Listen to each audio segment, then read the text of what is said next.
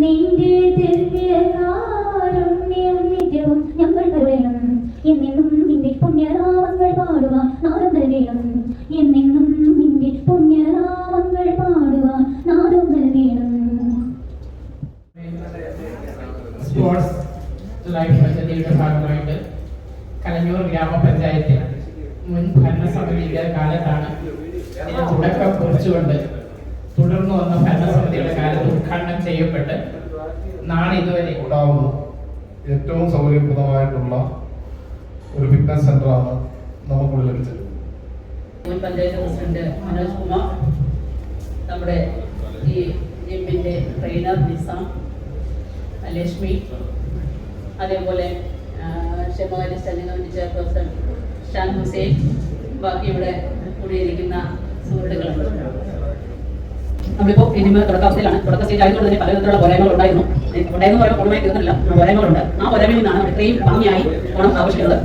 അപ്പോൾ നമ്മുടെ ആ പോരായ്മ കുറേ പോരായ്മകളുണ്ട്. അത് എത്രയും വേഗം ആ പോരായ്മകളോടുകൂടി പരിഹരിച്ചുകൊണ്ട് നമ്മുടെ ഈ ജിം ഇത്രയും സൗകര്യത്തിലുള്ള അതുപോലെ ഇത്രയും ഉപകരണങ്ങൾ നല്ല രീതിയിലുള്ള ഉപകരണങ്ങളുള്ള ഒരു ജിമ്മ് നമ്മുടെ ഈ അടുത്ത പ്രദേശത്ത് സന്തോഷകരമായ കൃഷിയിലൂടെയാണ് നമ്മൾ കടന്നു പോകുന്നത്.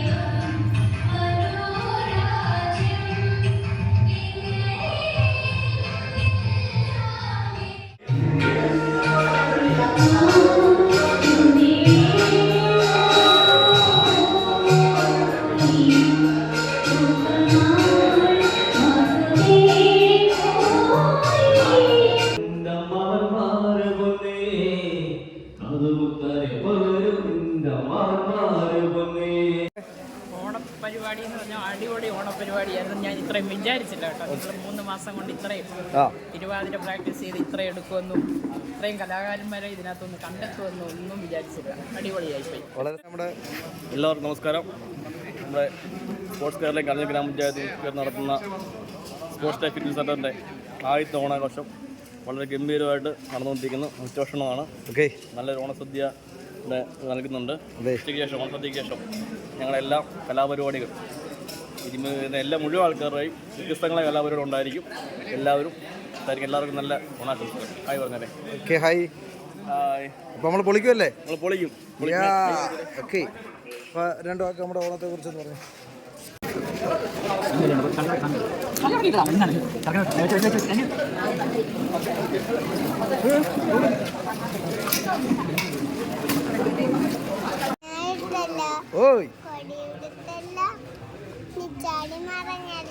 അടിപൊളി സദ്യ കഴിക്കാൻ പോകുന്നുള്ളൂ. അതെന്തായാലും അടിപൊളിയായിരിക്കും. ഉച്ച കഴിഞ്ഞിട്ട് എന്തായാലും കലാപരിപാടികൾ എന്തായാലും നമ്മൾ തകർക്കും. ഉച്ച കഴിഞ്ഞ് നമ്മൾ പൊളിക്കും. അപ്പൊ ഉച്ച കഴിഞ്ഞ് പൊളിക്കും. പറ, ഉച്ച കഴിഞ്ഞ് നമ്മൾ പൊളിക്കോ? തകർക്കും. ഓക്കെ, ഓണം നമ്മൾ പൊളിക്കുകയാണ് ഇപ്രാവശ്യം. അപ്പൊ സാറേ, ഓണത്തെ കുറിച്ച് അവിടെ 2 വാക്ക് പറയണം. നമ്മുടെ പരിപാടി ഒരു ഗംഭീര പരിപാടിയാണ് നടത്തിയത്. പൊളിക്കും. ചേട്ടാ, ഓണം സൂപ്പർ അടിപൊളി പൊളിക്കുമല്ലേ?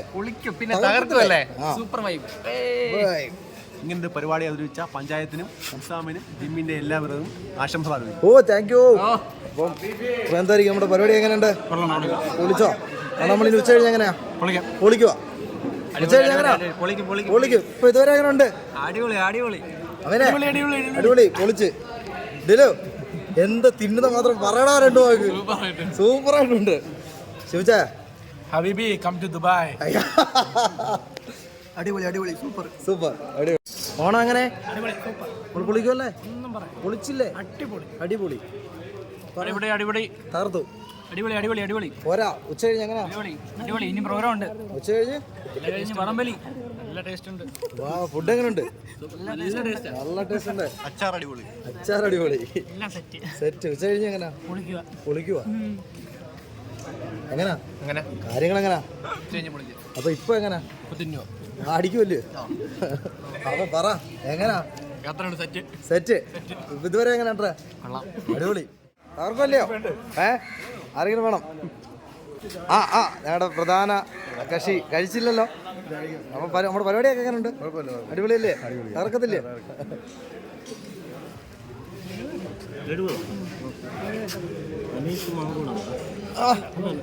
ആസ്വദിച്ച സാറൊക്കെ കാര്യപരിപാടിയിലാണ്. നല്ല കഷ്ടപ്പാടാണെന്ന് തോന്നുന്നു. സാർ എങ്ങനെ? കഷ്ടപ്പാടാണോ? ആണ്. ഇല്ല, തകർക്കുക.